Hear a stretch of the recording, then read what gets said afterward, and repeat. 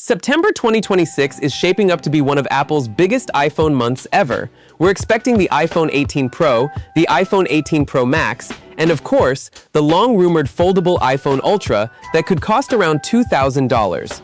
So naturally, that's where everyone's attention is going. But here's the interesting part.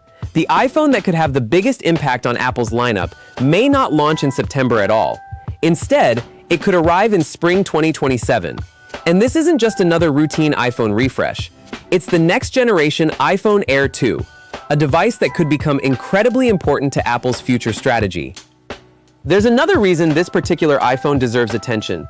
Apple is entering a major leadership transition, with Tim Cook expected to step down on September 1st and John Thinnest taking over as CEO. Thinnest has spent years leading Apple's hardware engineering, and he's been closely connected to the development of the iPhone Air. He was one of the key people who presented the original Air when Apple introduced it in 2025. That means the Air 2 could become one of the first major iPhones associated with the new era of Apple leadership. And when a company's hardware chief becomes its CEO, the products he helped shape suddenly become a lot more interesting. Now let's talk about the biggest weakness of the original iPhone Air, the camera system. Apple gave the first generation Air a single rear camera, which made sense from an engineering perspective, because the entire phone was designed around being extremely thin. But for a phone positioned at a premium price, many buyers felt that one camera simply wasn't enough. The missing ultra-wide lens became one of the biggest criticisms of the device. The problem wasn't necessarily that Apple didn't want to include another camera. There simply wasn't much room left inside such a thin chassis. That's where the Air 2 could get a very important redesign. According to the current rumors, Apple is looking at making the Face ID hardware more compact, potentially freeing up enough internal space to add another rear camera without significantly increasing the thickness of the phone. The result could be a dual-camera system featuring a 48-megapixel main camera alongside a new 48-megapixel ultra-wide. If Apple actually manages to deliver that while keeping the same thin design philosophy, it would address one of the biggest complaints about the original Air without destroying the reason people bought it in the first place. Performance is another area where the Air 2 could make a major jump. The phone is expected to move to Apple's next-generation A20 chip, potentially manufactured using TSMC's advanced 2nm process. This would bring improvements in performance and power efficiency while also giving the device more headroom for Apple's growing AI features. And for the Air specifically, efficiency could be just as important as raw performance. Because the phone is so thin, battery capacity and thermal management are naturally more challenging. A more efficient processor could help the Air 2 deliver better performance while generating less heat and using less power during demanding tasks. Apple could also keep the Air's minimalist approach when it comes to colors. Instead of going for extremely aggressive or flashy finishes, the Air 2 is expected to remain focused on premium, understated options. Shades such as black, white, and gold could continue, while the previous blue option may be replaced by a softer color closer to lavender. That would fit the identity Apple seems to be building around the Air. The Pro models can be bold and attention-grabbing, while the Air is supposed to look elegant, lightweight, and almost effortless. Then we get to the biggest question of all: price. The original iPhone Air launched at around $999, but Apple's pricing strategy could change significantly across the iPhone lineup. With component costs and broader pricing pressures increasing, the Air 2 could potentially arrive somewhere around $1,049 to $1,099 depending on the final configuration.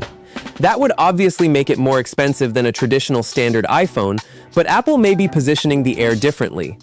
The goal could be to create a premium iPhone for people who want the design, performance, and experience of a flagship without paying pro-level prices. And this is where the bigger Apple strategy becomes really interesting. By the time the Air 2 arrives in 2027, Apple's iPhone lineup could look completely different from what we're used to today.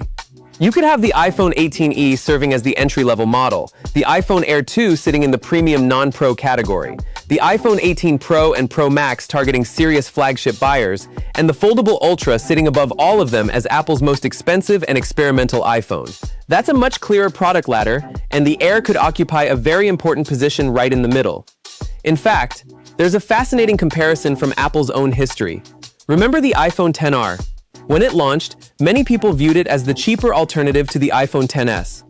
It didn't have all the features of Apple's premium model, but it offered enough of the flagship experience at a lower price. Then Apple eventually evolved that concept into what became the mainstream iPhone lineup.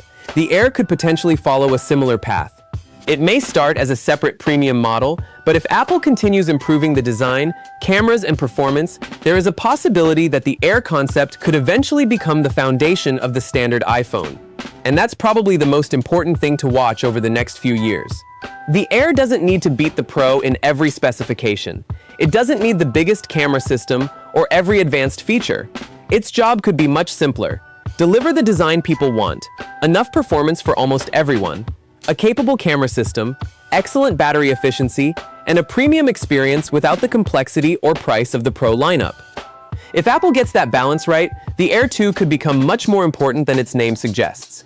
So now the big question is this. If the iPhone Air 2 arrives in spring 2027 with a dual 48-megapixel camera system, a next-generation A20 chip, an ultra-thin design, and a starting price somewhere around $1,049, could this actually become the iPhone most people should buy? Or would you still spend significantly more for the iPhone 18 Pro or Pro Max to get the extra features?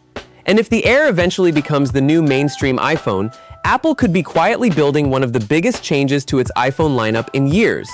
Let me know what you think in the comments, and I'll see you in the next one.